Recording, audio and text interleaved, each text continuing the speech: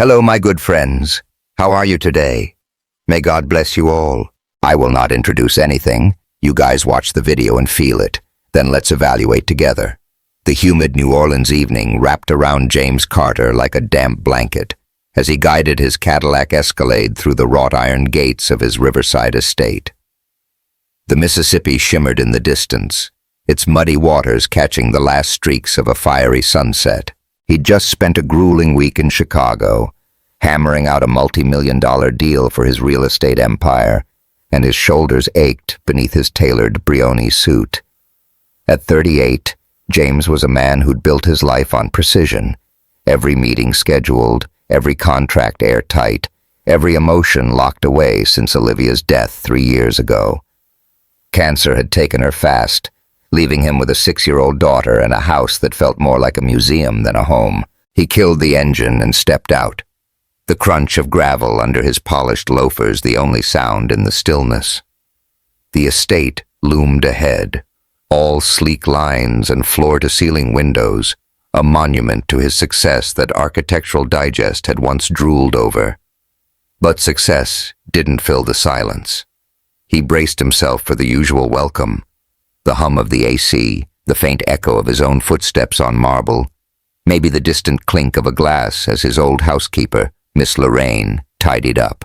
She'd retired last month and the agency had sent someone new, Ava Johnson, they'd said.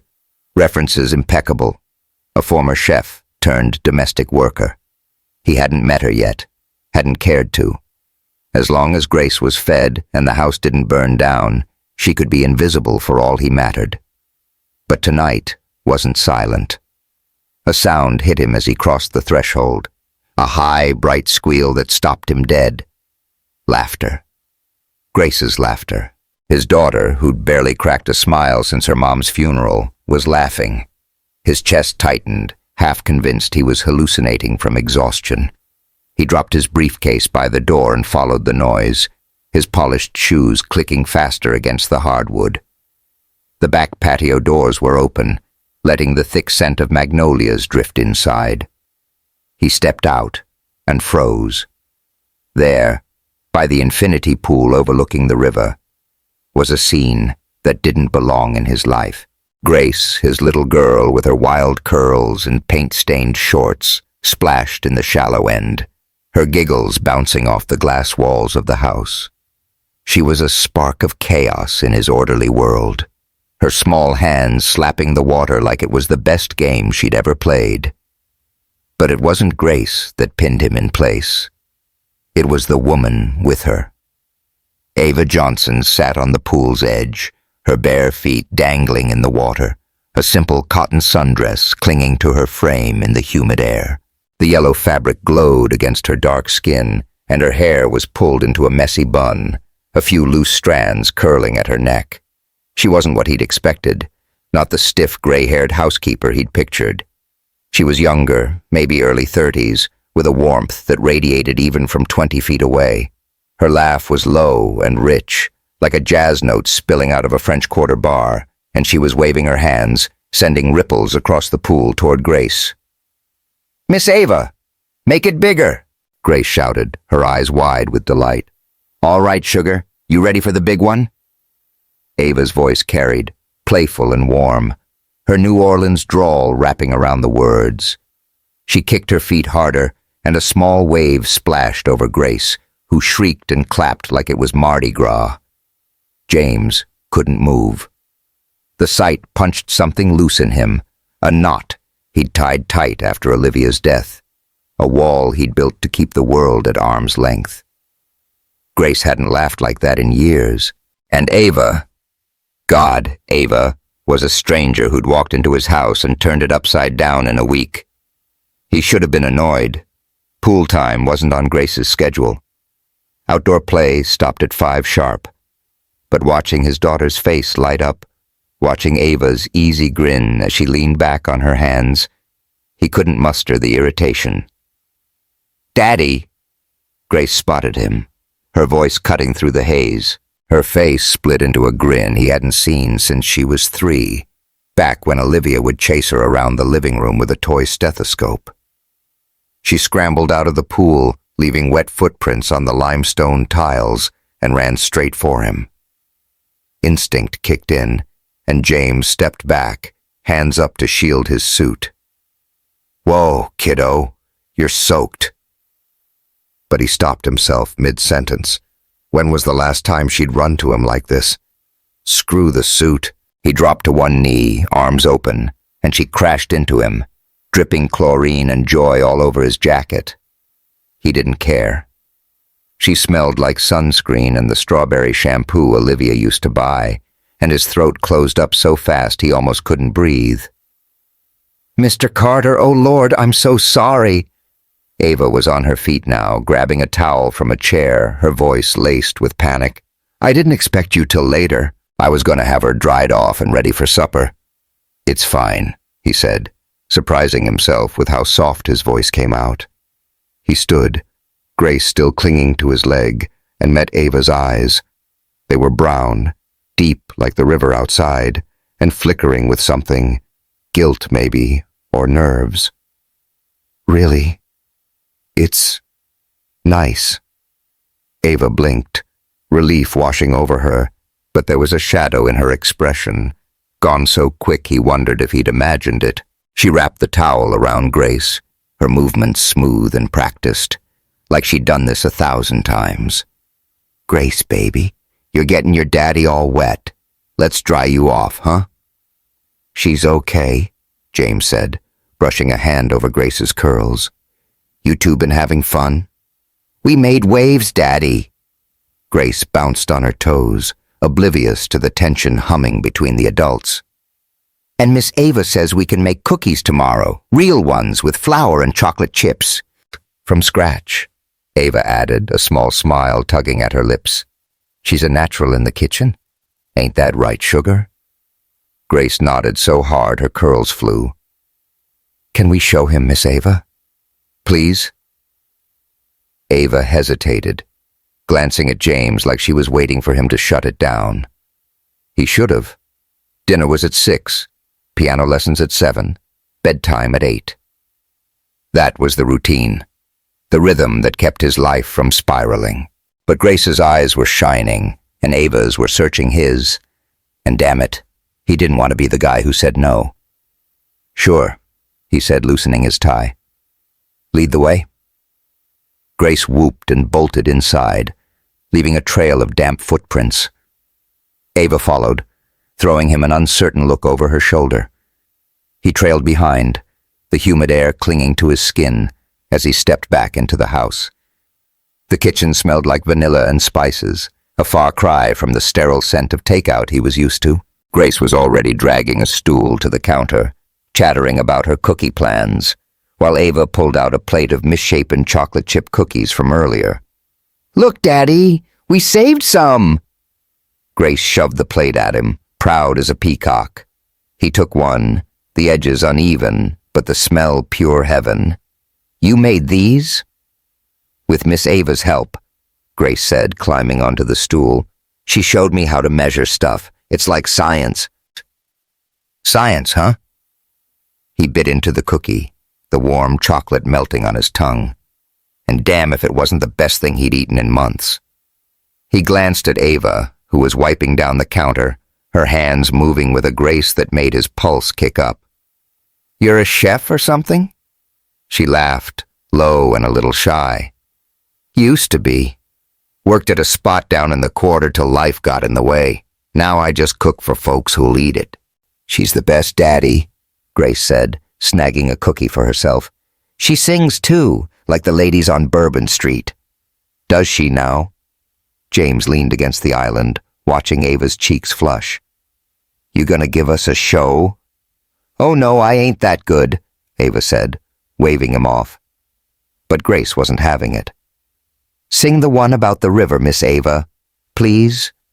Ava sighed, but her eyes sparkled as she gave in. She started soft, her voice rolling out like molasses, a Creole lullaby about the Mississippi carrying dreams downstream. It wasn't perfect, rough around the edges, a little husky, but it hit James square in the chest. Grace swayed on her stool, humming along, and for a minute, The kitchen felt alive in a way it hadn't since Olivia. When the song faded, Grace clapped, and James found himself joining in, a slow, steady beat. "Not bad, Johnson," he said, smirking. "You've got skills." "Just tricks from my mama," Ava replied, ducking her head. "She used to sing at jazz joints back in the day. Guess talent runs in the family." He meant it as a throwaway line, but her smile faltered, just for a second, and that shadow crossed her face again. Before he could ask, she turned to the sink, busying herself with dishes. "Want coffee with that cookie, Mr. Carter?" she asked, reaching for a mug, a dark green one Grace had painted for him last Christmas, one he never used. "Yeah, sure," he said. Then, on impulse, "Call me James." She paused, her hand hovering over the coffee pot. "James," she repeated, soft, testing it out. Their eyes met across the kitchen, and something electric sparked in the air. Sharp, dangerous, alive. Her lips parted, like she might say more, but then her phone buzzed in her pocket, loud and insistent. She flinched, breaking the moment, and turned away to pour the coffee. He watched her, noting the tension in her shoulders, the way her fingers gripped the mug a little too tight.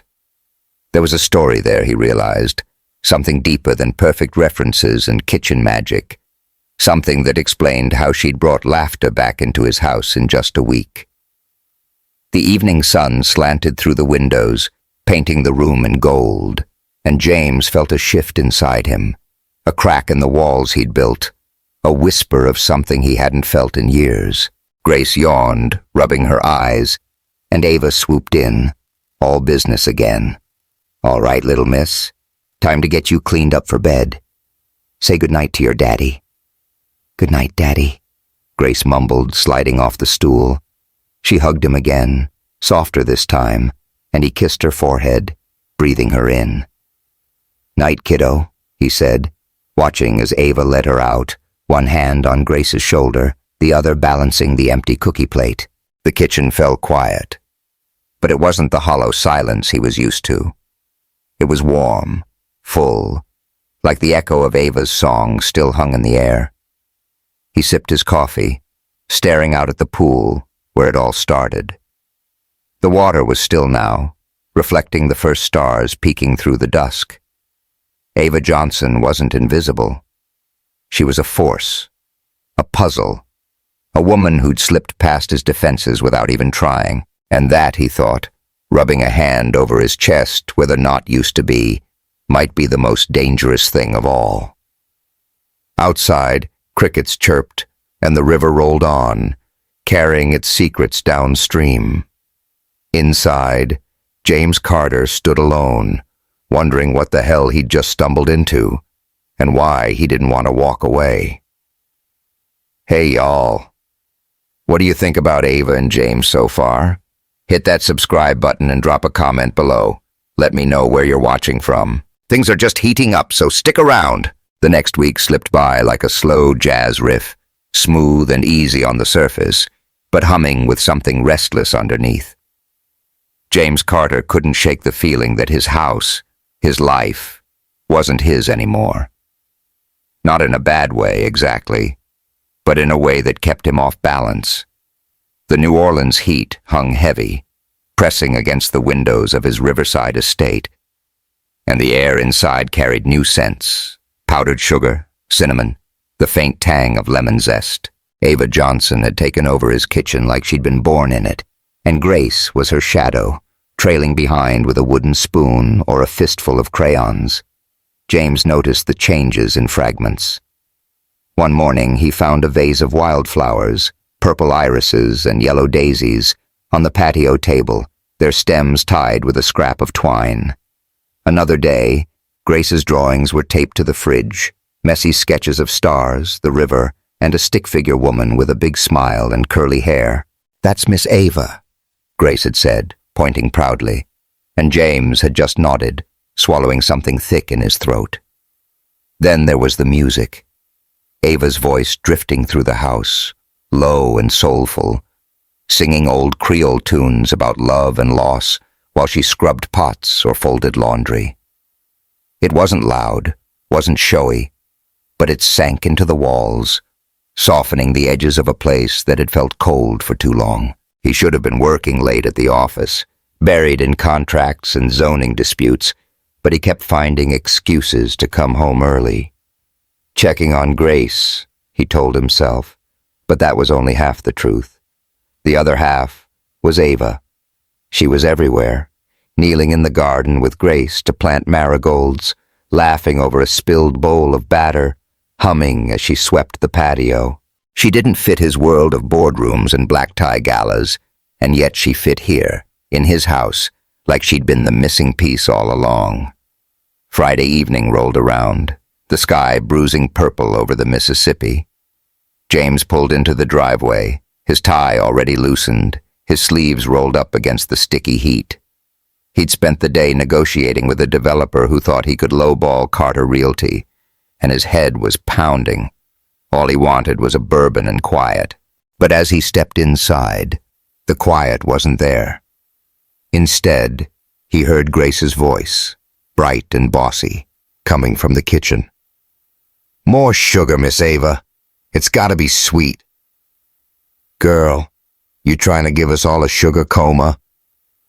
Ava's laugh followed, warm and rough-edged, and James felt his tension ease just a little. He dropped his keys on the hall table and followed the sound. The kitchen was a mess. Flour dusted the counter like a light snow. A bag of chocolate chips lay half spilled, and Grace stood on a stool, her hands sticky with dough. Ava was beside her, a streak of flour on her cheek, her sundress swapped for an old t-shirt and shorts that hugged her hips. She was rolling out dough with a practiced flick of her wrists, her arms flexing in a way that made James pause in the doorway. She didn't notice him at first, too focused on Grace, who was giggling as she pressed a cookie cutter into the mess. "Look, Daddy's home!" Grace spotted him, waving a dough-covered hand. "We're making beignets." "Beignets?" James raised an eyebrow, stepping into the chaos. "Thought those were for breakfast."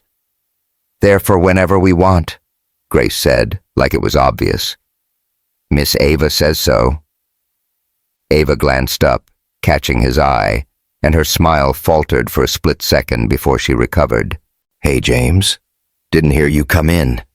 You hungry? These ain't perfect, but they're close." He smirked, leaning against the island. "You're turning my kid into a pastry chef already?" "She's got the knack," Ava said, dusting her hands on a towel. "Look at her, kneading dough like she's been at it for years." Grace beamed, holding up a lumpy circle of dough. "Taste it, Daddy."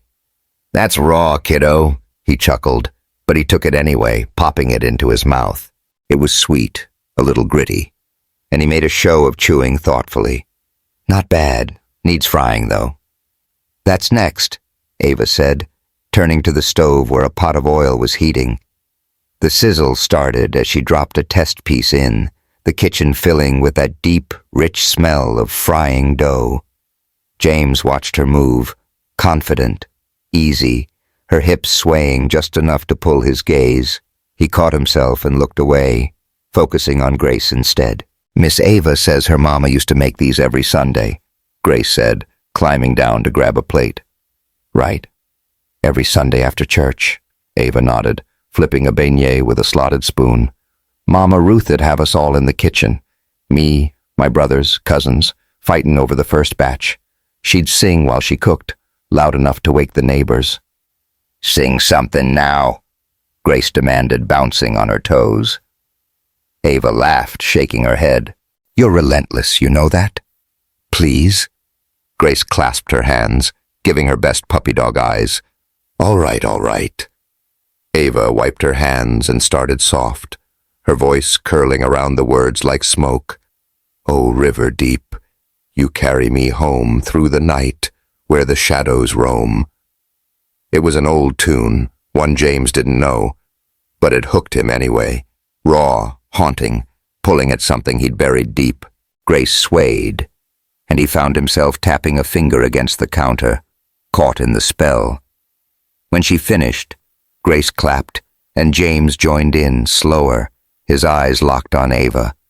"Damn, you're good," he said, voice rougher than he meant it to be.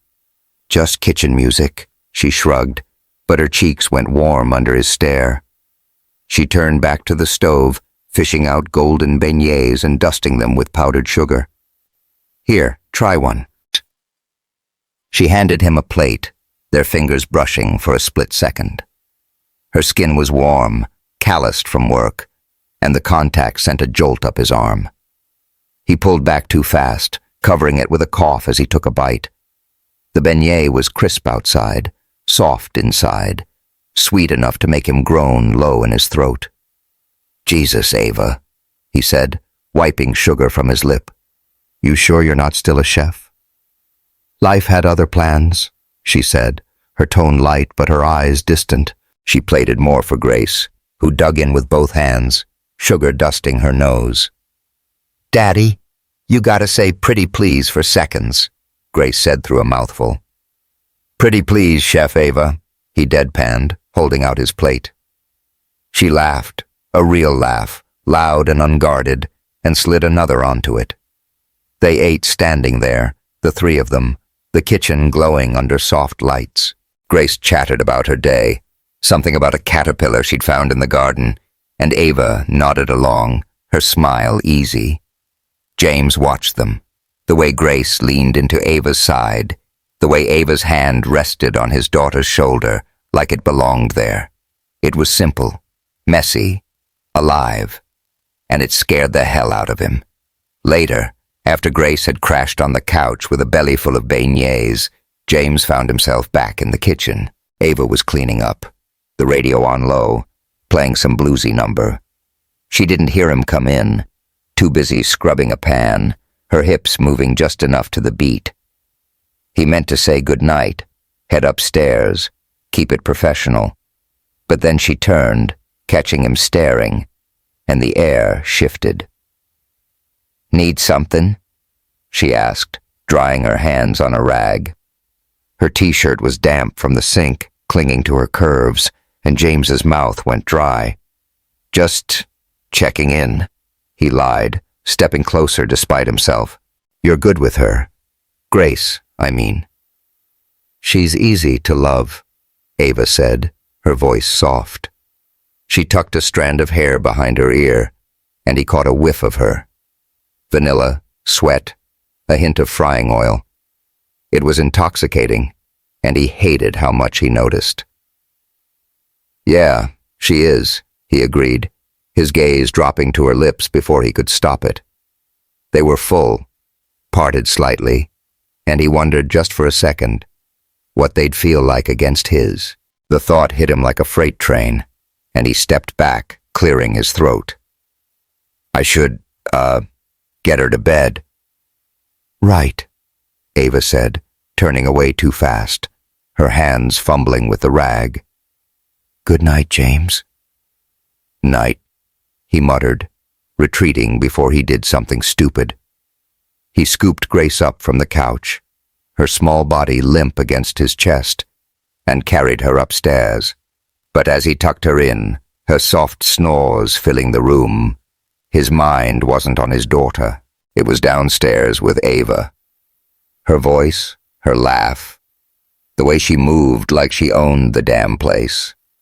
Saturday morning came too soon, the sun slicing through his bedroom blinds. He'd slept like shit, haunted by a dream he wouldn't admit to. Ava in that kitchen, her shirt slipping off one shoulder, her eyes locked on his as she stepped closer. He woke up hard and pissed off, splashing cold water on his face until the feeling passed. She was his housekeeper, for Christ's sake, an employee, a stranger who'd walked into his life and turned it inside out. He dragged himself downstairs, expecting coffee and quiet. Instead, he found Ava in the laundry room, the door cracked open as she sorted clothes. She was in a tank top and shorts, her back to him, humming that river song again. The washer hummed too, but it was her he couldn't look away from. The curve of her spine, the way her muscles shifted as she bent to pull a shirt from the basket. Light spilled through the window, catching the sheen of sweat on her neck, and James stood there, rooted, his breath catching in his chest. She turned, sensing him, and froze, clutching a towel to her chest. "James? Shit, you scared me." "Sorry," he said, too quick, stepping back. "Didn't mean to sneak up." "It's fine," she said, but her voice was tight, her eyes darting away. She tugged the tank top down, like she'd just realized how little it covered, and he forced himself to look at the floor. "Coffee's on," she added, brushing past him toward the kitchen. Her arm grazed his, and the heat of it lingered, making his jaw clench. "Thanks," he managed, following at a safe distance. The kitchen was clean now, no trace of last night's chaos except the plate of leftover beignets on the counter. Grace was still asleep, the house quiet except for the soft hum of the radio. Ava poured him a mug, black, strong, the way he liked it, and slid it across the island. "You're up early," she said, leaning against the counter, her arms crossed like a shield.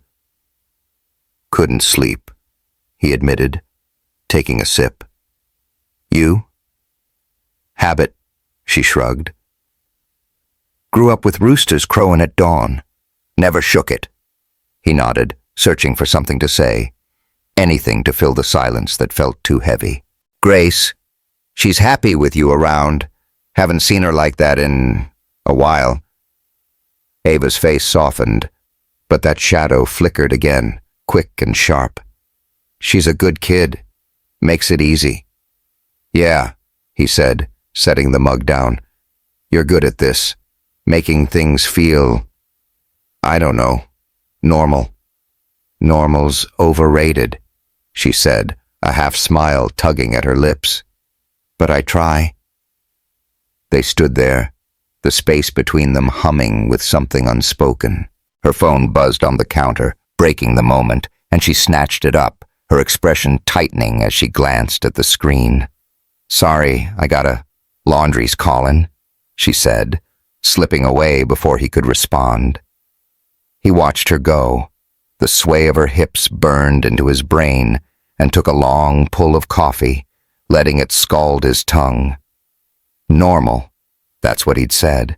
But nothing about Ava Johnson was normal. Not the way she'd cracked his world open. Not the way she made him feel things he'd sworn he'd never feel again. And as the morning sun climbed higher, painting the kitchen in soft gold, James knew one thing for sure. Whatever this was, it was just getting started. The weekend faded into a sticky New Orleans Monday, the kind where the humidity plastered your shirt to your back before you even stepped outside. James Carter woke to the sound of rain tapping against his bedroom window, a steady drumbeat that matched the dull ache in his skull. He'd spent the night tossing, Ava Johnson's shadow slipping through his dreams again, her voice, her hands, the way she'd looked at him in the laundry room, all bare skin and startled eyes. He groaned, rolling out of bed, and hit the shower, letting cold water shock the thoughts away. It didn't work. Downstairs, the house was alive. Grace's chatter floated from the kitchen, mixed with the clatter of pans and Ava's low hum, a tune about bayous and moonlight that felt like it belonged in some smoky jazz club. James pulled on a fresh shirt, skipping the tie, and headed down, his stomach knotting in a way he couldn't blame on hunger. He'd told himself to keep it together, keep it professional. But every time he saw her, that plan went straight to hell. "Morning, Daddy," Grace called as he stepped into the kitchen. She was perched on her stool, a smear of jam on her cheek, waving a piece of toast shaped like a heart. "Miss Ava made breakfast." "Looks like it," James said, forcing a smile as he took in the scene. The counter was a spread of chaos, fresh biscuits, a jar of fig preserves, a skillet sizzling with bacon. Ava stood at the stove, flipping strips with a pair of tongs, her tank top swapped for a loose blouse that still hugged her shoulders just right. Her hair was up, a few curls escaping to frame her face, and the sight of her, casual, confident, at home, hit him harder than it should have. "Mornin', James," she said without turning, her voice warm but clipped, like she was holding something back. "Coffee's on the island. Strong, like you like it." "Thanks," he said, grabbing a mug and pouring himself a dose of sanity. He leaned against the counter, watching Grace munch her toast while Ava plated bacon. The rain outside streaked the windows, turning the kitchen into a cocoon of light and heat. And for a minute, it felt like they were the only 3 people in the world. "Miss Ava's teaching me French today," Grace announced, kicking her legs under the stool. "For breakfast stuff." "French, huh?" James raised an eyebrow, glancing at Ava. "What's on the menu?" "Just the basics," Ava said, sliding a plate toward Grace. "Pain perdu, French toast. Figured it'd make mornings fun." "She's picking it up quick." "S'il vous plaît," Grace chirped, pointing at the jam with a grin. "That's please." "Smart kid," James said, his chest warming despite himself. He took a sip of coffee, letting the bitter heat ground him. Olivia, her mom, she'd have loved that. Always wanted Grace to learn languages. Ava's hand stilled on the skillet, just for a second before she nodded. "Sounds like she was a planner." "She was," he said, quieter now, the weight of her name hanging in the air. He didn't talk about Olivia much, didn't like the way it dragged everything back to the surface, but it slipped out, unbidden. Ava didn't push, just kept moving, giving him space to breathe.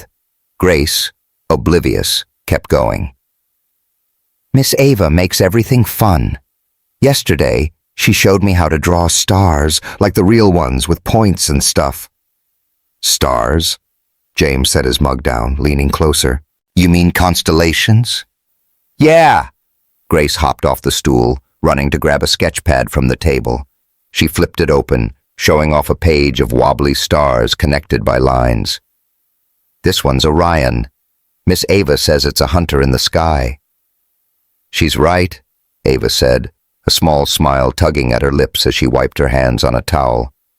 "Grew up watching the stars with my brothers. Keeps you grounded, you know." James studied the drawing, then Ava, her eyes catching the light as she talked. There was a softness there, a depth he hadn't noticed before, and it pulled at him, made him want to ask about those brothers, that life she'd left behind. But before he could, her phone buzzed on the counter, loud and sharp. She flinched, snatching it up and silencing it with a quick swipe, her jaw tightening. "Everything okay?" he asked, keeping his tone casual. "Yeah, just family stuff," she said, too fast, shoving the phone into her pocket. "Nothing to worry about." He didn't buy it. That shadow was back, darkening her face, and it gnawed at him. But Grace was tugging his sleeve, demanding he try the French toast, and the moment slipped away. He sat down, letting her pile a piece onto his plate, the cinnamon-sweet smell mixing with the bacon salt. Ava joined them, quieter now, her eyes flicking to her pocket every few seconds like she was waiting for it to blow up. They ate, Grace filling the silence with talk about school and caterpillars, but James couldn't shake the tension radiating off Ava. She was pulling back. He could feel it, keeping Grace between them like a buffer, avoiding his gaze. He wanted to call her on it, ask what the hell was going on, but the words stuck in his throat. By midweek, it was worse. Ava was a ghost, there when Grace needed her, gone when James was around. She'd leave his coffee out, dinner prepped, the house spotless, but she'd vanish to her room above the garage before he could catch her. Thursday night, he came home late from a meeting, the sky a mess of storm clouds rolling in from the Gulf. Grace was asleep, the house dark except for a light in the kitchen. He found Ava there, alone, scrubbing a pot like her life depended on it, the radio crackling with static and blues. "Hey," he said, loosening his tie as he stepped in. "You're up late." She jumped, the pot clanging against the sink.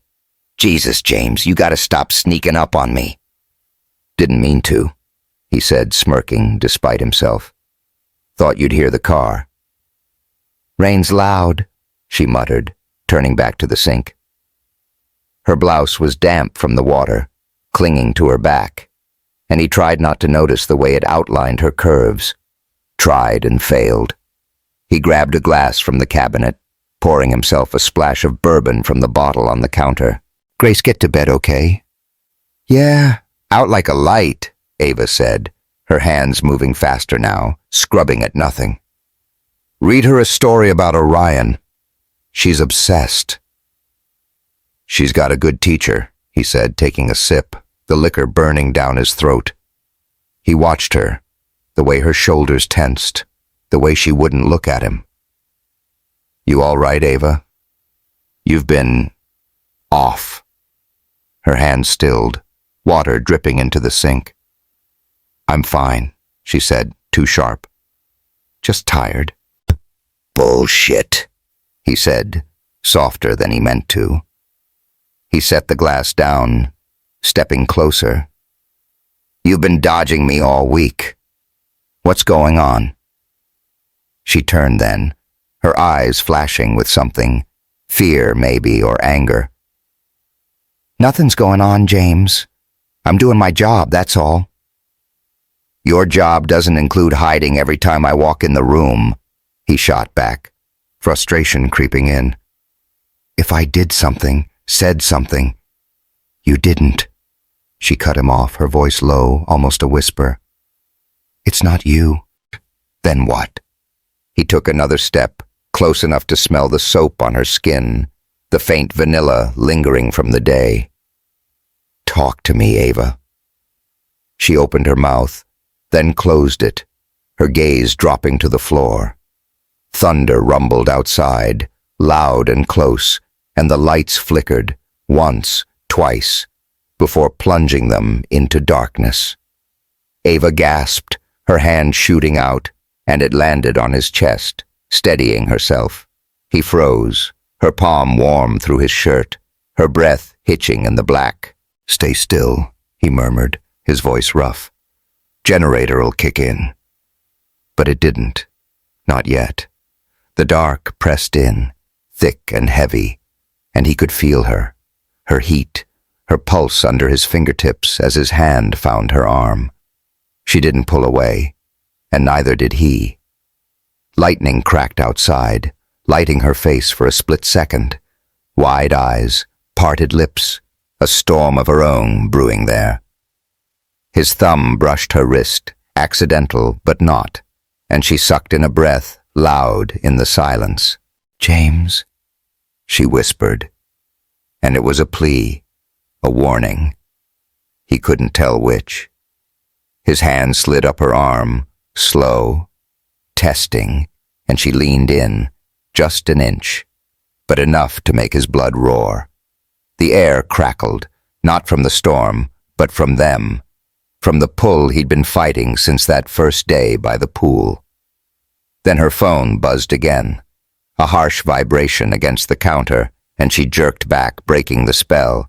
The emergency lights hummed on, casting them in a dim blue glow, and she stumbled away, her hand shaking as she grabbed the phone. I gotta check on Grace, she stammered, not looking at him. Ava, wait, he started, but she was already gone, fleeing down the hall like he'd burned her. He stood there, bourbon forgotten, his heart slamming against his ribs. The rain pounded harder, drowning out the quiet, and he ran a hand through his hair, cursing under his breath. Friday came, and with it, an invitation he couldn't dodge, a charity gala at the Roosevelt Hotel, all glitz and old money. He'd planned to go alone, shake hands, write a check, get out.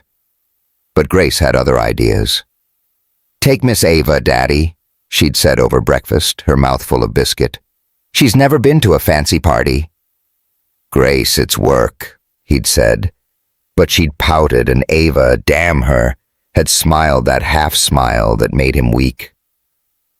I don't mind, Ava said, shrugging, if you're okay with it, James. He wasn't okay with it. He didn't want her there, under those chandeliers, close enough to touch, but surrounded by people who'd judge her in a heartbeat. But Grace's eyes were pleading, and he caved. Fine. Be ready by 7. The gala was a sea of tuxedos and sequins, the air thick with perfume and cigar smoke. James walked in with Grace on one arm, Ava on the other, and heads turned. Grace wore a little velvet dress, her curls tamed with a ribbon, and Ava, God help him, had found a black dress somewhere, simple but clinging to her like a second skin, her shoulders bare, her hair loose and wild. She looked like she belonged, and didn't, all at once. "Mr. Carter, good to see you," Charles Thornton, a board member, said, his wife Claudia trailing behind. His handshake was firm, but his eyes slid to Ava, lingering too long. "And who's this?" "Ava Johnson," James said, his tone clipped. "She's with us." Claudia's smile was all teeth. "How charming. Didn't know you were into charity cases, James." Ava stiffened, her hand tightening on his arm, but she kept her head high. "Nice to meet you too," she said, her drawl sharp enough to cut. Grace giggled, oblivious, tugging Ava toward the dessert table. James turned on Claudia, his voice low. "Watch your mouth, Claudia. She's family." "Family?" Claudia laughed, a brittle sound. "Oh, honey, that's rich." He walked away before he said something he'd regret, catching up to Ava and Grace by a tower of macarons. Ava was pale, her jaw tight, and he wanted to pull her aside, tell her to ignore it. But Grace was chattering about the lights, and the moment slipped. Later, he found her alone on the balcony, the city sprawling below, rain still falling in sheets. She was gripping the railing, her dress shimmering under the hotel glow, and he stepped out, the noise of the gala fading behind him. "You okay?" he asked, keeping his distance. She didn't turn. "I don't belong here, James. That woman, she's right." "She's a bitch," he said, blunt. "And you belong wherever I say you do." She laughed, bitter, finally facing him. "That how it works? You snap your fingers and I fit?" "No," he said, stepping closer, the rain misting his face. "You fit because you're you. Because Grace loves you. Because—" He stopped, the words tangling in his throat. Her eyes searched his, dark and stormy, and for a second he thought she'd close the gap. But then she shook her head, stepping back. "I can't do this," she whispered, and slipped past him, leaving him alone with the rain and an ache he couldn't name. The rain didn't let up as Friday bled into Saturday, a gray curtain soaking New Orleans and turning the Mississippi into a churning beast. James Carter woke to the sound of it hammering the roof, his head thick with last night's bourbon and the echo of Ava's voice on that balcony. "I can't do this." He'd replayed it a dozen times, lying awake in the dark, trying to pin down what she meant. Couldn't do what? The job? The gala? Him? The thought twisted in his gut, sharp and unwelcome, and he dragged himself out of bed, determined to shake it off. Downstairs, the house was quieter than usual. Grace was sprawled on the living room floor, surrounded by crayons and paper, sketching what looked like a lopsided Orion. Ava was nowhere in sight, but the kitchen held traces of her. A pot of coffee still warm, a plate of biscuits cooling under a towel. James poured a mug, the bitter heat steadying him, and glanced at Grace through the archway. "Where's Miss Ava, kiddo?" he asked, keeping his tone light. "She's in her room," Grace said without looking up, her tongue poking out as she colored. "Said she had to call somebody." "Somebody, huh?" He sipped his coffee, leaning against the counter. That damn phone again. It had been buzzing all week, pulling Ava away every time he got close. He wanted to march up to that garage apartment, bang on the door, demand answers. But Grace was watching him now, her big eyes curious, and he forced a smile instead. "You good down there?" "Yeah," she said, holding up her drawing. "Look, Daddy, it's for Miss Ava. She's gonna love it." "She will," he agreed, his chest tightening. Grace had latched onto Ava like a lifeline, and he couldn't blame her. The kid deserved more than a ghost of a dad in a house full of echoes. He ruffled her hair, grabbing a biscuit, and headed for his study. Work would keep his head straight. Contracts, emails, anything to drown out the noise in his skull. But the noise followed him. Halfway through a zoning report, he heard the front door creak open. Then voices, low, urgent, cutting through the rain. He stepped into the hall, peering through the window, and stopped cold. Ava was on the porch, her arms crossed tight, talking to an older woman with gray curls and a face lined like a road map. A little boy clung to the woman's leg, maybe 3 years old, his dark eyes wide and wary. James couldn't hear the words, but Ava's posture screamed tension, shoulders hunched, hands clenched, head shaking fast. The woman thrust a bag at Ava, her voice rising just enough to carry. "He needs you, baby girl. I can't keep doing this alone." Ava took the bag, her hands trembling, and the woman knelt to hug the boy before turning back to a beat-up sedan parked in the drive. She drove off, tires splashing through puddles, leaving Ava standing there with the kid and a look like she'd been gutted. James watched her scoop the boy up, pressing her face into his hair, and something clicked. Sharp, brutal, undeniable. That was her son. He didn't move as she carried the kid inside, shutting the door soft behind her. Grace's voice piped up from the living room. "Miss Ava, you're back." And Ava answered, her tone forced bright. "Hey, sugar. Got a surprise for you." James stayed in the shadows, listening as she introduced the boy.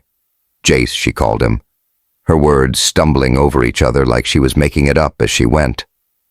"Jace is going to stay with us a bit," Ava said, and Grace squealed, already dragging out toys. James stepped into the room then, his coffee mug still in hand, and Ava's eyes snapped to his, wide with panic. "James," she started, shifting Jace on her hip. The kid was a mini version of her, same brown skin, same tight curls, same guarded stare. I was gonna tell you." "Who's this?" he cut in, nodding at Jace, keeping his voice even, despite the storm brewing inside him. "My son," she said, barely above a whisper. "This is Jace. My mom has been watching him, but she needed a break." "Your son," he repeated, the words heavy on his tongue. He set the mug down on the table, slow, deliberate, buying time to think. Grace was oblivious, chattering to Jace about her crayons, but Ava looked like she was waiting for a bomb to drop.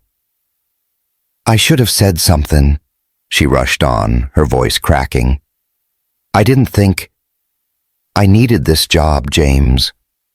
Most folks won't hire a single mom, especially not live-in. I didn't mean to lie." He stared at her, then at Jace, who was sucking his thumb and watching him back. The pieces fell into place. The phone calls, the shadows, the way she'd pulled away. She'd been carrying this alone, hiding it under smiles and beignets, and he didn't know if he was mad or just tired. Tired of walls, hers and his. "Grace," he said, not breaking eye contact with Ava. "Why don't you show Jace your room? Get him some of those cookies from last night." Grace grabbed Jace's hand, tugging him toward the stairs, and Ava started to protest. "James, wait!" But he held up a hand, silencing her. When the kids were gone, he stepped closer, his voice low. "How long were you going to keep this from me?" "I don't know," she admitted, hugging herself like she might break apart. "I kept thinking I'd find a way out. Save enough, get a place, bring him here when it was right. But Mama can't handle him anymore, and he's sick. fever won't break and... He's sick? James cut in, frowning. Yeah, she said, tears welling up. Ear infection, doctor says. I've been sending money for meds, but it ain't enough. He ran a hand over his face, the rain drumming harder outside. Why didn't you just tell me, Ava? You think I'd fire you over this? I don't know what you'd do, she snapped, then softened. You're James Carter. Big shot, fancy house, perfect life. I'm just the help with a kid and a mess I can't clean up. You're not just the help, he said, sharper than he meant. You're in my house, with my kid, making shit I didn't know I needed. You think I don't see that? She blinked, tears spilling over, and he cursed under his breath, stepping back before he did something dumb like pull her into him. He can stay, he said instead, nodding toward the stairs. We'll figure it out. James, you don't have to. I said he can stay, he repeated, firm. Get him settled. I'll call someone to bring a cot or something. She nodded, wiping her eyes, and slipped upstairs, leaving him alone with the rain and a house that felt too small for all the things he wasn't saying. He grabbed his phone, barking orders at his assistant to get a bed delivered. Rocket ship sheets, why not? And sank into a chair, bourbon calling his name again. Sunday came, and with it, a knock at the door that turned his blood cold. He opened it to find a man standing there, tall, broad, dressed in a suit that screamed money, his skin a shade lighter than Ava's but with the same sharp jaw. James knew trouble when he saw it. James Carter? The man asked, his voice smooth, clipped. Yeah, James said, crossing his arms. Who are you? Derek Hayes, he said, flashing a smile that didn't reach his eyes. I'm here about my son, Jace. Your son? James echoed, his gut sinking. He glanced back, catching Ava frozen at the top of the stairs, Jace in her arms, her face pale as death. Derek, she breathed, clutching Jace tighter. What the hell you doing here? Missed you too, Ava, Derek said, stepping inside uninvited. Heard you're playing house down here. Thought I'd see my boy. He ain't yours, she spat, her voice shaking. You walked out, remember? Left us with nothing but bills and a broke-down car. I've changed, Derek said, spreading his hands like a preacher. Got a campaign now. State Senate. Time to make things right. James stepped between them, his jaw tight. She says you're not wanted, Hayes. That's enough for me. Derek's smile didn't waver, but his eyes went hard. This ain't your business, Carter. That's my blood up there. Not anymore, James said, voice low, dangerous. You're on my turf now. Get out. Derek held his gaze, then chuckled, backing toward the door. We'll see about that. Tell Jace Daddy says hi. He left, the sedan peeling out into the rain, and Ava sank onto the stairs, Jace squirming against her. James turned, meeting her eyes. Fear, guilt, a whole damn story he hadn't been told. He's Jace's father, she whispered, tears streaking her face. Left me when I was pregnant. Didn't want the scandal. Now he's back. James knelt in front of her, his hand hovering near her knee before pulling back. Why's he here now? Campaign, she said, bitter. Looks good, playing the family man. He'll fight for Jace. I know him. He won't get him, James said, fierce, surprising himself. Not while I'm here. She looked at him, searching his face, and for a moment, the air shifted again, charged, raw, like that night in the kitchen. Then Jace whimpered, breaking it, and she stood, brushing past him to settle the boy. Monday morning, James called his lawyer, pacing the study while Grace and Jace played upstairs, their laughter filtering through the ceiling. Ava was in the kitchen, quieter than ever, her hands busy with dough but her mind somewhere else. He watched her through the doorway, rolling out biscuits with that same grace, her blouse slipping off one shoulder, and his chest ached with something he couldn't name. "Derek Hayes," he said into the phone, keeping his voice low. "Find out everything. Dirt deals, whatever. He's not taking that kid." The lawyer promised results, and James hung up, stepping into the kitchen. Ava didn't look up, just kept rolling, her knuckles white against the dough. "We're fighting this," he said firm. "You and me."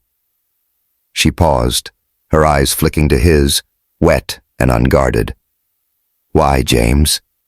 This ain't your mess." "Because it's yours," he said, simple, stepping closer. "And Grace needs you. Jace needs you. Hell, He stopped, swallowing hard, but she heard it anyway, the unspoken weight of it. Her hands shook, dropping the rolling pin, and he reached out, catching her wrist before she pulled away.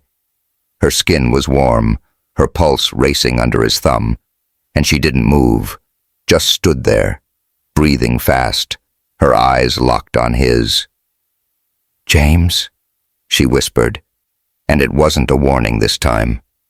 It was a crack, a door opening, and he wanted to step through, consequences be damned. Then Grace's voice rang out, "Daddy, Jace drew a star!" And they broke apart, Ava turning back to the counter, him retreating to the island. The moment hung there, heavy and unfinished, as the rain kept falling outside. The rain tapered off by Tuesday, leaving New Orleans slick and steaming under a hazy sun. James Carter barely noticed the weather. His world had shrunk to the walls of his riverside estate, where every creak of the floorboards felt like a countdown. Derek Hayes's visit had lit a fuse, and Ava Johnson was walking around like a ghost, her eyes hollow, her hands busy but trembling. Jace clung to her like a shadow, his little face scrunched with confusion, and Grace hovered close, sensing the shift without understanding it. James watched it all from the edges, his jaw tight, his mind racing with plans he couldn't voice yet. He'd spent the morning on the phone with his lawyer, a bulldog named Ray Thibodeau, who'd handled dirtier fights than this. "Hayes is clean on paper," Ray had said, his voice crackling through the line. "State Senate runs got him polished up nice, photo ops, charity checks, the works. But I'm digging. Guy like that always leaves a trail." James hung up, staring out the study window at the Mississippi, its muddy churn mirroring the mess in his head. He didn't just want Derek gone, he wanted him buried. Downstairs, the kitchen was a quiet battlefield. Ava kneaded dough for dinner rolls, her movements mechanical, her blouse sleeves rolled up to her elbows. Jace sat at the island, coloring a rocket ship Grace had drawn for him, his crayons scattered like confetti. Grace was next to him, chattering about planets, her voice a bright thread in the heavy air. James stepped in, his loafers silent on the tile, and Ava's shoulders stiffened. She knew he was there without looking. "Morning," he said, grabbing a mug from the rack. The coffee was fresh, strong, a lifeline he didn't deserve, but took anyway. "Mornin'," she muttered, not turning, her hands pressing harder into the dough. Jace glanced up, giving him a shy wave, and Grace beamed. "Daddy, Jace likes Saturn best," she said, pointing at his scribbles. "We're gonna make rings for it later, out of paper." "Sounds like a plan," James said, forcing a smile for her sake. He sipped his coffee, leaning against the counter, his eyes on Ava's back. "You sleep okay?" "Fine," she said, too quick, her voice flat. She punched the dough down, a soft thud filling the silence, and he knew she was lying. The bags under her eyes said enough. "Jace looks better." He tried again, nodding at the kid. "Fever gone?" "Yeah," she said, softer now, glancing at her son. "Meds kicked in. He's tough." "Like his mom," James said, and her hands stilled, just for a second, before she started shaping rolls. He set his mug down, stepping closer. "Ava, we need to talk." "Not now," she said, sharp, her eyes flicking to the kids. "They're here." "They're fine," he countered, lowering his voice. "You're not. You've been a wreck since he showed up."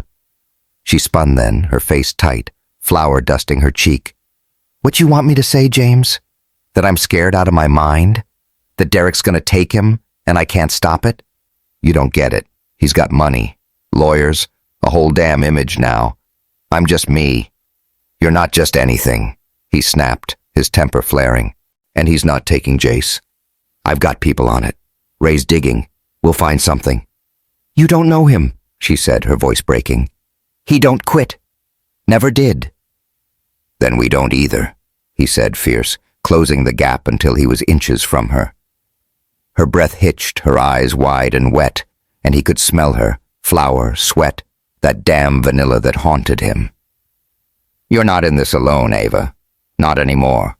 She stared at him, tears spilling over, and he reached out, brushing one away with his thumb. Her skin was warm, soft, and she didn't pull back, just trembled under his touch, her lips parting like she might speak. Grace's giggle broke the spell, and Ava stepped away, wiping her face with her sleeve. "Thanks," she whispered, turning back to the rolls, her hands shaking worse now. He wanted to push, to pull her into him and promise her the world, but Jace was watching, and Grace was humming, and the moment slipped through his fingers. Wednesday night brought the real storm. James was in his study, poring over emails from Ray. Nothing solid yet, just whispers of Derek's past deals, when the doorbell rang, sharp and insistent. He frowned, checking his watch. 9 p.m., too late for deliveries.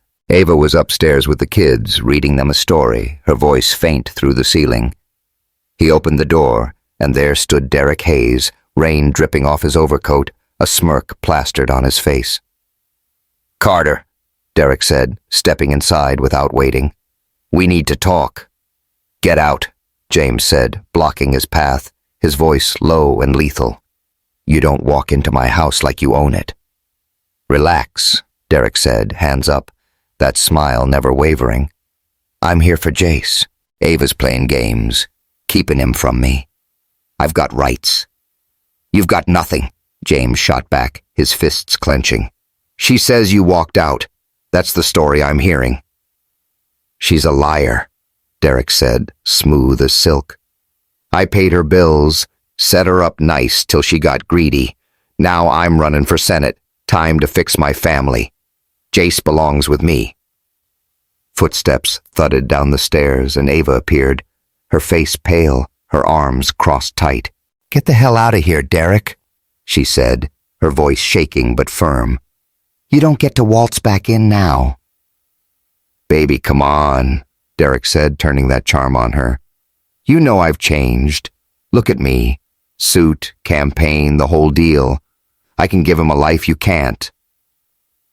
"You gave me debt and a broken-down car," she spat, stepping closer. "You told me to get rid of him. Don't act like you cared." James moved between them, his pulse pounding. "She said leave, Hayes. I'm not asking." Derek's eyes narrowed, the mask slipping. "You think you're her knight, Carter? She's using you, poor little Ava, playing house with the rich widower. Wake up." "Shut your mouth," James growled, shoving him back a step.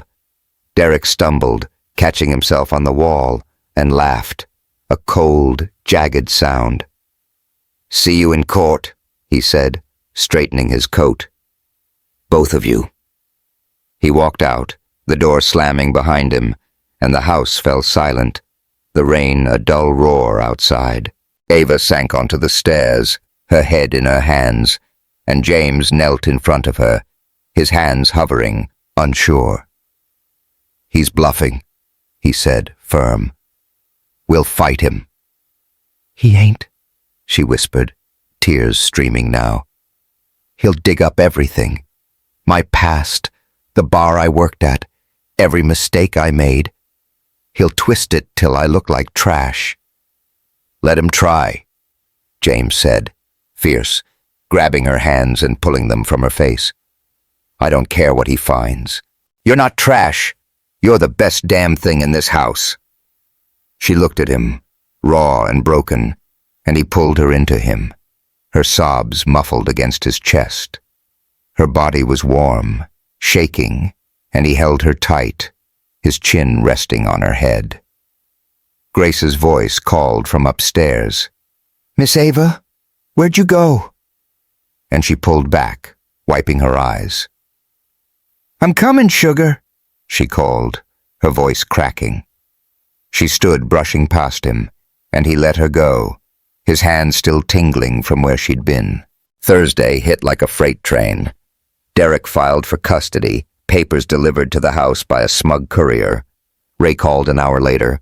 Derek's team was good, already spinning a story of Ava as an unfit mother, dragging up her old bar gig like it was a crime. James paced the study, his temper boiling, when Grace burst in, her face streaked with tears. Daddy, Miss Ava's leaving, she cried, clutching a paper star. She's packing Jace's stuff. What? He bolted upstairs, Grace on his heels, and found Ava in the garage apartment, shoving clothes into a duffel, Jace sitting on the bed with a stuffed elephant. Ava, stop, James said, grabbing the bag from her hands. What the hell are you doing? I can't stay, she said, her voice thick, not looking at him. Derek's right. I'm poison to you, to Grace. I'll go. Keep him away. No, Grace wailed, throwing herself at Ava's legs. You're my family. You promised. You said you'd stay. Ava knelt, tears spilling as she hugged Grace tight. I'm sorry, sugar. I didn't mean. You're not leaving, James said, his voice steel, pulling her up to face him. You hear me? You're not running from this. James, I can't, she started, but he cut her off, his hands on her shoulders, firm but trembling. You can, he said, fierce. You're not poison. You're my goddamn lifeline. Grace's too. We fight this together or we lose everything. She stared at him, her breath ragged, and Grace clung to them both, sobbing into Ava's skirt. Jace toddled over, tugging Ava's hand, and for a moment they were a tangle of arms and tears, the room spinning around them. The rain had stopped, sunlight breaking through the clouds, and James held on, his heart hammering with a truth he couldn't deny. They were his, all of them, and he'd burn the world down before he let Derek take them away. The sun climbed higher over New Orleans on Friday, its light spilling through the garage apartment's small window, painting stripes across the chaos of half-packed bags and scattered toys. James Carter stood in the doorway, his shirt rumpled from a sleepless night, his hands still tingling from where they'd gripped Ava's shoulders hours ago. She hadn't run, not yet, but the air between them was thick, fragile, like a thread stretched too tight. Grace had cried herself out, falling asleep on the couch downstairs with Jace curled beside her, their small hands tangled together. Ava sat on the edge of the bed now, staring at the floor, her knees pulled up, her face a mask of exhaustion and guilt. James stepped inside, shutting the door soft behind him. You didn't leave, he said, his voice low, rough from shouting and pleading and everything else he'd poured out last night. Didn't know where to go, she muttered, not looking up. Her fingers twisted the hem of her blouse, the same one she'd worn in the kitchen yesterday. Flour still dusted on the cuffs. Jace needs me here, but I keep thinking, maybe Derek's right. Maybe I'm dragging you down. Stop it, he said sharp, crossing the room in 3 strides. He dropped to a crouch in front of her, forcing her to meet his eyes. You're not dragging me anywhere. You're keeping me standing. Her lips trembled, tears welling again, and she shook her head. You don't get it, James. He's got power. Money, lawyers, a whole damn story he's spinning. I worked nights at a bar, poured shots for drunks to pay rent when Jace was a baby. He'll make it sound like I'm some kind of... I don't care, he cut in, fierce, grabbing her hands. Her skin was cold, shaking, but he held on tight. You did what you had to. That's strength, Ava, not shame. He doesn't get to twist that. She pulled her hands back, wrapping her arms around herself. You say that now, but what happens when he drags it all out? Court, papers, every mistake I ever made. Your business, your name, people already talking about us from that gala. I heard Claudia Thornton's voice in my head all night calling me a charity case. Fuck Claudia Thornton, he said, standing, his voice rising. And fuck anyone who thinks they can judge you for surviving. You think I give a damn about whispers? I've got Ray on this. He's digging up Derek's dirt and we'll hit back harder. Ava looked up, her eyes searching his, wet and desperate. Why, James? Why are you doing this for me? For us. He froze, the question punching through him. Why? Because Grace laughed again with her around? Because Jace's shy smile chipped at the ice he'd built up? Because every time she sang or cooked or just breathed in his house, he felt alive in a way he hadn't since Olivia? He couldn't say that, not yet. So he settled for truth he could manage. Because you're worth it, he said, soft but sure. You and Jace and Grace, you're my family now, whether I planned it or not. Her breath hitched, and for a moment she just stared, the weight of his words sinking in. Then her phone buzzed on the nightstand, shattering the quiet, and she flinched, snatching it up. Mama, she muttered, reading the screen, and answered with a shaky, Hey, what's wrong? James watched her face crumple as she listened, her free hand pressing to her mouth. He's what? No, I'll figure it out. No, I'll tell him Mommy's coming soon, okay? She hung up, tears spilling fresh, and dropped the phone like it burned. What happened? James asked, stepping closer, dread pooling in his gut. Derek, she choked out. He went to Mama's place, told her he's filing emergency custody today. Says Jace ain't safe with me, 'cause I'm living here, working for you. She's scared he's gonna take him right now. He can't, James said, his voice steel, but his mind raced. Emergency custody meant fast, meant Derek had something up his sleeve, some angle Ray hadn't caught yet. He grabbed his own phone, dialing his lawyer while Ava stood pacing, her hands in her hair. Ray, it's me, he barked when the line picked up. Hayes is pulling an emergency move. Custody today. What have you got? Shit, Ray hissed, papers rustling in the background. He's fast. Must have greased some palms. I've got a lead. Old campaign donor, shady loans. Might tie him to something dirty. Give me a few hours. Make it one, James snapped, hanging up. Ava was at the window now, staring out at the river, her shoulders shaking. He crossed to her, turning her gently to face him. We've got this, Ava. Ray's on it. He'll find something. And if he don't? She whispered, her voice raw. If Derek wins? Jace, he's all I got left of me, James. I can't lose him. You won't, he said, fierce, pulling her into him. She resisted for a heartbeat, then collapsed against his chest, her sobs muffled in his shirt. He held her tight, one hand in her hair, the other on her back, feeling her break and hating every second of it. I promise you, he's not taking him. She clung to him, her fingers digging into his shoulders, and he felt it, the shift, the crack in the walls they'd both built. Her breath slowed, her body softening against his, and when she pulled back, her eyes were red but steady, searching his face like she might find answers there. Thank you, she said, so quiet he almost missed it, and he nodded, his throat too tight to speak. The day spiraled from there. Ray called back. Derek's donor was a ghost company tied to offshore accounts, enough to raise flags, but not enough to bury him yet. James sent Ava and the kids to the garden with a picnic, needing them out of earshot while he worked the phones, pulling every favor he had in the city. By dusk, the doorbell rang again, and his heart sank. Court papers, delivered by a blank-faced process server. Emergency hearing, tomorrow, 9 a.m. Derek wasn't bluffing.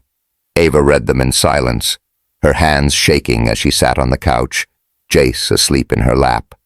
Grace was upstairs, oblivious, coloring her stars. James paced, his temper flaring with every step. "He's got no case," he said more to himself than her.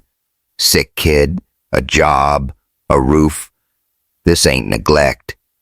"He'll make it something," she said, hollow. "He always does." "Then we fight dirty," James said, stopping in front of her. "Ray's close, I can feel it. We'll turn this back on him." She nodded, but her eyes were distant, lost, and he hated it. Hated seeing her like this, stripped bare by a bastard who didn't deserve to breathe her air. He sat beside her, close enough that their thighs brushed, and took her hand, lacing their fingers together. She didn't pull away, just squeezed back, her palm warm against his. That night, after the kids were down, Ava slipped into the kitchen, finding James at the island with a bourbon and the papers. She didn't speak, just poured herself a glass of water, and stood across from him, the silence heavy but not empty. The air hummed, charged like that storm night weeks ago, and when she finally looked at him, her eyes were different, open, raw, wanting. "James," she said, soft, setting her glass down. "I don't know how to do this, leaning on somebody, but you're making me want to." He stood, slow, rounding the island until he was close enough to feel her heat. "You don't have to know," he said, his voice rough. "Just don't run." She stepped into him, tentative, her hands resting on his chest, and he froze, every nerve on fire. Her fingers curled into his shirt, pulling him down, and when their lips met, it wasn't soft. It was hungry, desperate, a collision of everything they'd held back. He groaned into her mouth, his hands sliding to her waist, pulling her flush against him. She tasted like salt and water, her body trembling but pressing closer, and he lost himself in it. The feel of her, the sound of her breath catching as his tongue found hers. Thunder rumbled outside, distant but growing, and she broke away, panting, her forehead against his. "We can't," she whispered, but her hands didn't move, still gripping his shirt. "Why not?" he rasped, his thumb brushing her jaw, tilting her face up. Her eyes were dark, stormy, and he saw it. The fear, the want, the war inside her. "Jace," she said, weak, but he shook his head. "He's safe. Grace, too. This—" He kissed her again, softer now, lingering. "This is us." She melted into him, her arms wrapping around his neck, and they stumbled back, hitting the counter. His hands roamed, her back, her hips, the curve of her ass, and she arched, a soft moan slipping out that set him ablaze. The world narrowed to her, her skin under his fingers, her breath in his ear, the way she fit against him like she'd been made for it. They didn't go further, not yet, but they didn't need to. It was enough, that moment, to know they'd crossed a line they couldn't uncross. The hearing came at dawn. James stood beside Ava in a cramped courtroom, Grace and Jace with Mama Ruth in the hall. Derek was there, smug in a tailored suit, his lawyer spinning a tale of Ava's instability, the bar, the debt, the questionable live-in job. Ray countered, dropping the donor lead, hinting at fraud, but it wasn't enough. Until Mama Ruth marched in, unannounced, her voice cutting through the room. "He told her to abort that boy," she said, pointing at Derek, her jazz singer rasp shaking with fury. "Threatened her, cut her off. I got the letters, kept 'em all." The judge's gavel paused. Derek's face went gray, and Ava gripped James's hand so hard it hurt. Ray pounced, demanding the letters, and the room tilted. Derek's lawyer scrambling, the judge calling a recess. Outside, Ava collapsed against James, sobbing into his chest, and he held her, his own eyes burning. They won. Derek folded, the case dismissed. The letters a smoking gun he couldn't dodge. By noon, they were home. Grace and Jace running through the garden, Ava's arms around them both. James watched from the patio, bourbon in hand, until she joined him, her eyes soft, her hand finding his. "Stay," he said, quiet, pulling her close. "Not as the help, as us." She nodded, resting her head on his shoulder, and above them, Grace's paper stars hung from the trees, catching the light. Months later, they married there, under those stars, 1,000 wishes folded into every kiss, every laugh, every night they built together. A family, messy and real, stronger than any storm. And that's our story, y'all. Did it hit you in the feels? Subscribe if it did and comment below. What's your 1,000-star wish? Thanks for sticking with us. See you in the next tale.